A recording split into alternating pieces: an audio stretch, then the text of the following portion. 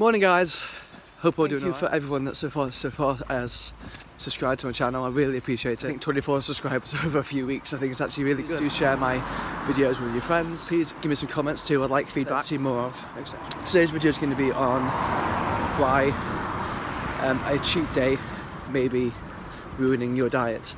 Specifically when you're trying to lose weight, a lot of people tend to have either a treat meal or a treat day. I did a poll on my Instagram asking what people would tend to have more of, and the overall result was actually, I think it was 59%, was a treat day. So I'm going to go more in depth in this video about how that could be ruining your diet when your goal is to lose weight. Another goal for me this video is to say a lot less. My mother watched, I just said it again, one of my videos the other day, and the amount of times I heard come out. Obviously I do rewatch my videos. I just said it again. So this video, it is my goal to say that word a whole lot less. Obviously I'm new to this whole videoing thing, and for me it's a nerve twitch thing, so I'm just saying it because I'm probably a little bit nervous. I'm not used to doing this. So yes, please like the video if you enjoy it. Share it, like I said, with your friends, and give me some feedback. That'd be great. Thank you guys, see you soon. Morning guys, I want to share some quick info with you. Most clients, I'll say to them, don't bother eating cereal, because cereal has a lot of its goodness cooked out of it. It's cooked at very high temperatures, and any goodness left in it is pretty much gone. Cereal is very high in sugar, and the calories can be quite detrimental to your health. A lot of people don't realise how many calories they're actually eating for breakfast, so I want to show you in this little small video here how you could be making a mistake in your diet, and it could really be affecting your weight loss.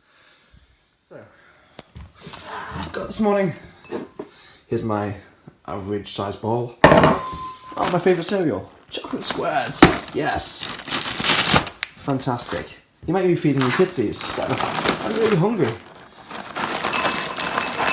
Let's get it in there. I'm really hungry this morning. Get half of them on the floor. Terrific. Right, so you may not have a serving as big as this. I'm a male, I have a very large appetite, okay? So what we're going to do is grab this, and we're going to weigh out what's in there. So for me, I'd say that's a standard serving size for any guy, even a girl, because these don't fill up a lot at all. So let's find out how many grams it. I'm going to split a lot of these over, that's fine. Okay, so right there we have 198 grams. So a serving size, it says 30 grams, okay? Okay, so 199 grams, wasn't it? What? 199, yeah? That's 6.63 servings, okay?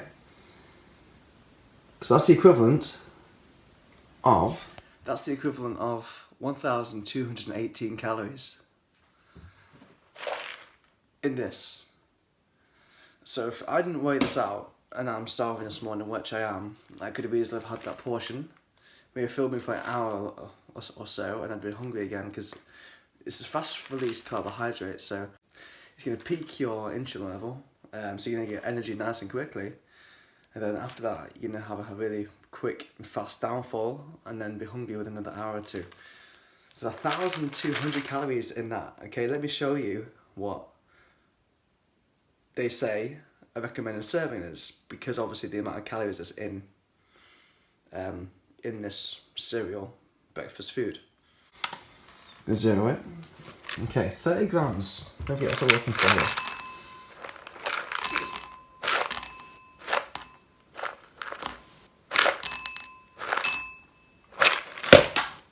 $28. One more. 30. Right. Wow. That's a 30 gram serving, that. Will I fill you up? I'll show you. Look, in here. In the box says that there's 16 times 30 gram portions, and to show you I wasn't lying about the calories, I'll show the macronutrients here. A 30-gram serving with skim milk is 184 calories. And when I showed you before, the full amount was 199 grams, which amounts to 6.6 servings, which amounts to 1,218 calories. So when dieting, you could be making mistakes with this, and this is why it's important to be accountable. This is why I talk about following your macros, counting your calories. Some people say, oh, I shouldn't count calories, but unless you count calories, how do you really realise how calorific food is? You're never going to know, you're never going to find out. So unless you start using a fitness diary and logging everything you eat in the day, that's when you start educating yourself about food, about realising what's in what you're eating, and start making silly bad mistakes, and you start to use other alternative foods other than what you're currently eating, and that way you can eat more, you can eat healthier, you can still have the odd treat, but obviously when you have your odd treat, it's going to be half the amount. It's about eating in moderation, and this is what I try to teach all of my clients. I've even got my mother on it now as well, and she's realising that now the things she eats, just like, I didn't realise it was that bad, and that's the problem. Until you start logging your foods, you're not going to realise what's in them, how calorific they are, and how much of a bad impact it can be having on you losing weight. Also, as a quickie, so for that breakfast, 1,200 calories, I could have actually had 369. I could have had 4 of these. That's a 300 calorie breakfast full of fruit, protein powder and water, full of some of my fibre a day. That fills me for a good solid 2 to 3 hours. So for that jar of cereal, you can have 4 of these. Right, hello guys. So we're talking about cheat days and cheat meals and how it may be affecting your weight loss or your diet. One problem with having cheat days or cheat meals is, are you lagging your calories? If in the week you're sticking to a certain calorie deficit, then you come to Saturday and you're having a treat day. So you're getting up in the morning, having all the cereal ones, going out for lunch to Starbucks, having a cake and a coffee, and in the evening having a massive pizza. But the problem that we run into here is the fact that, okay, you're in a deficit in the week, but then if one day on a Saturday, you may be making up for all the weeks, or the calories that you've been in a deficit in Monday to Friday. So, example here, we've got Betty. Her maintenance calories is 1,600 to maintain her weight, okay? So we're looking at losing weight, so we're going to put her into a 20% deficit to look at losing between a pound or 2 a week. Everyone's different. Some people will lose weight quicker than others. Some people will plateau and just lose a pound a week. Everyone's different. So for losing weight, we'll put her at 1,280. That's a calorie deficit of 20%, okay?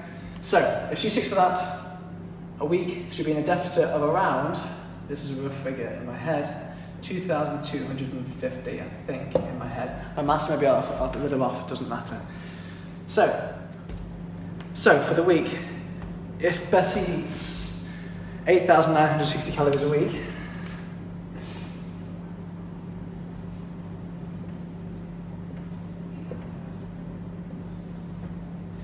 put that down as a weekly goal.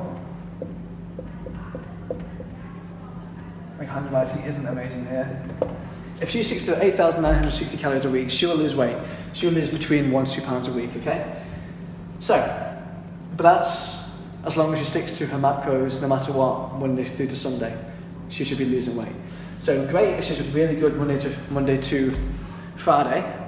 Monday to Friday's calories will be, let's see, 6,400.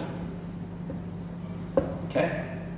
That's Monday through to Friday. Great. So Monday to Friday, you've been dieting well. Now it's come to your treat day, Saturday. Okay? So, Saturday, you've got 1,280 to spend. Okay? So, you go out for your breakfast. You have a 700 calorie breakfast.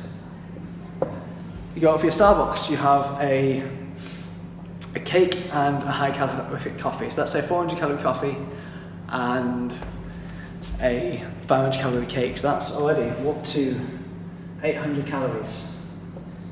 Go out for a Domino's pizza. You have a whole pizza to yourself, and some cookies too. A pizza's around about, a large pizza's 1,000, so we'll say a medium, we'll say for about 600. Because Betty's a lady as well, and she's eating cookies too. So we'll say around about we'll say about another 1,000 calories in the evening.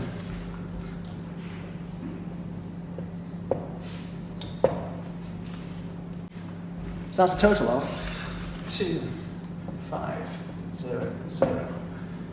Okay, so what am I getting to here? So, she's had this on the Saturday. This is one day. She may have a few treats on the Sunday too.